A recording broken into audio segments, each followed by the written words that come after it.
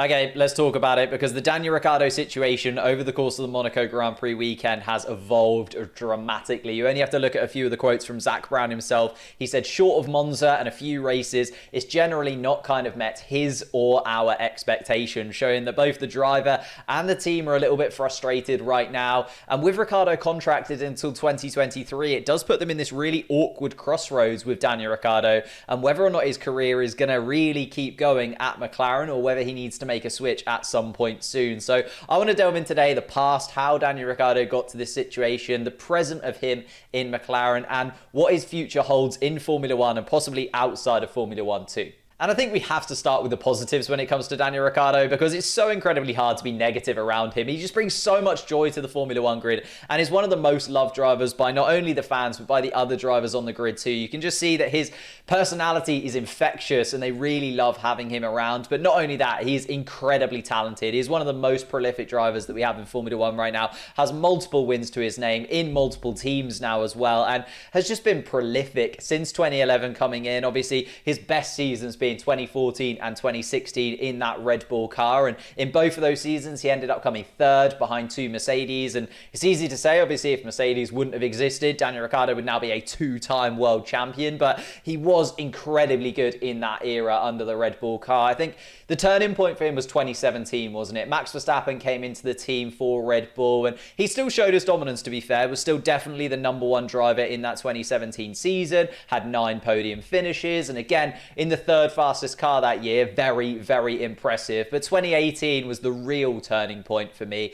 It was Max Verstappen came in, he now had a season under his belt. Daniel Ricciardo got 8 retirements that year to Max Verstappen's 3, and you can maybe start to see that Red Bull were thinking about the future, thinking about Max Verstappen as their future driver, rather than Daniel Ricciardo, and Daniel Ricciardo sort of had to look elsewhere for another team to go to, which then obviously led to Daniel Ricciardo moving out of that Red Bull team and into a Renault team, which he was going to build around himself. And I saw this as a really positive move for Daniel Ricciardo, and a really gutsy move as well, to say that, you know, I'm going to go into this midfield team, I'm going to build this team around me, and I'm going to drag them back to winning titles. Renault won titles obviously with Fernando Alonso back in the day, but Daniel Ricciardo wanted to be that next driver to take Renault to the next height, and obviously hasn't quite worked out overall, whether or not he knew that behind the scenes it was going to become Alpine, and he didn't quite like that, but decided to then move on to McLaren as well. And I think McLaren were a little bit further along in their rebuild process than Renault. So again, I think this was a step up for Daniel Ricciardo, and I was really, really excited. I thought it was personally a step up on Carlos Sainz. As much as I was gutted to see Carlos Sainz leave to Ferrari, I think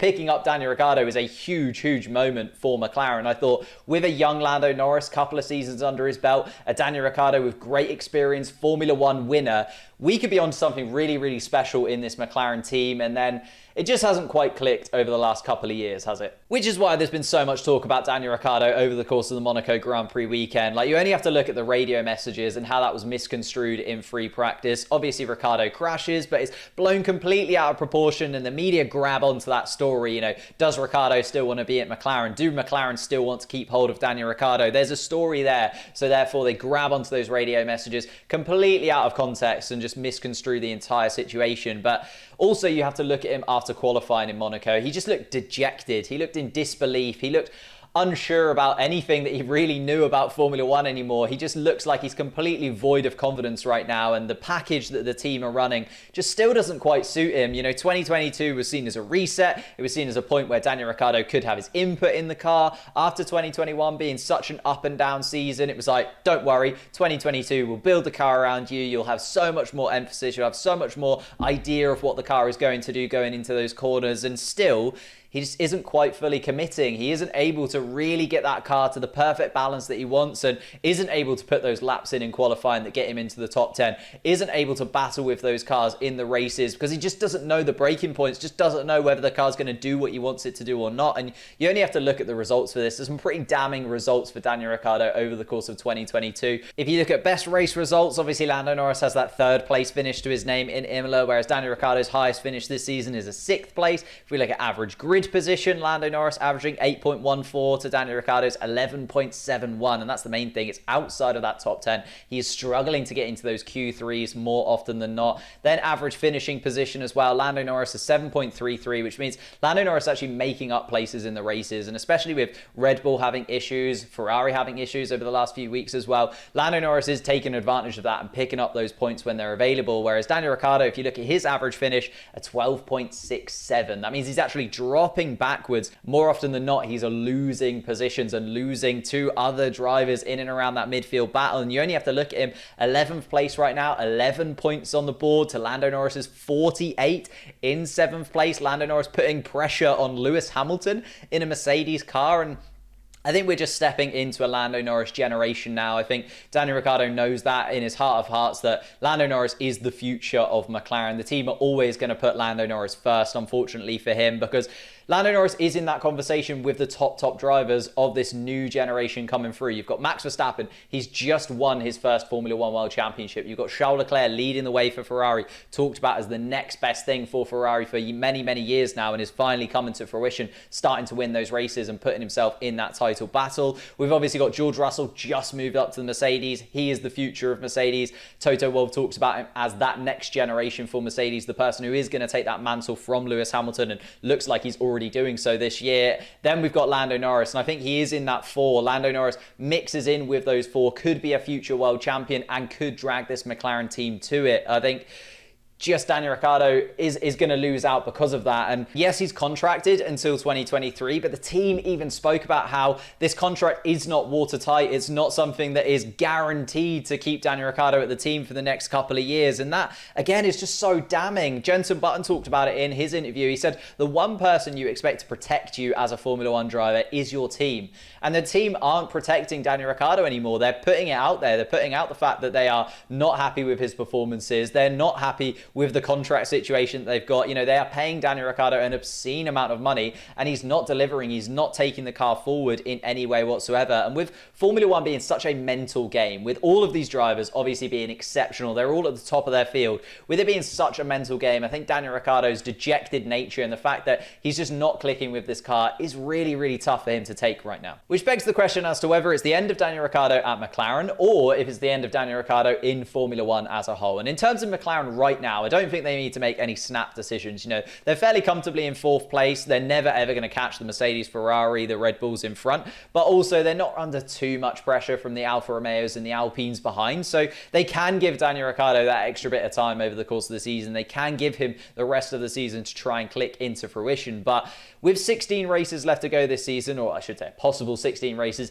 left to go this season, Daniel Ricciardo's already had 28 races in a McLaren. This is a guy who only had 100 races in a Red Bull, but is still known so well for those Red Bull seasons and converted so many of those Red Bull's drives into amazing finishes. He hasn't really done the same for McLaren, obviously outside of that one spectacular Monza victory. And as a McLaren fan, I think if we give him 2 full seasons and it still hasn't clicked, we're still not seeing McLaren able to push into that top 3. You know, by the end of this year, realistically, we should see McLaren closer to the Mercedes, Ferrari, and the Red Bull team. That's what we want to be looking for as a McLaren fan. That's what I want to see, you know, in that next step into possibly Daniel Ricciardo or Lando Norris being a world champion at some point in the next few years. McLaren need to show that step forward. They need to pull away from those teams behind and get closer to the teams above. Can they do that with Daniel Ricciardo in the team? We'll kind of have to wait and see. And I think the problem with Daniel Ricciardo as well is that there are so many options for him outside of Formula One. Like, I think Daniel Ricciardo and IndyCar are basically a match made in heaven. It's Daniel Ricciardo, it's America, it's all of those things that we absolutely love to see on the Formula One grid, just shuffled over slightly to the IndyCar grid. It's still McLaren, meaning he can still, you know, work with the team. He can maybe take a few people from his Formula One team across to the IndyCar team, and he'll still be able to have that flexibility.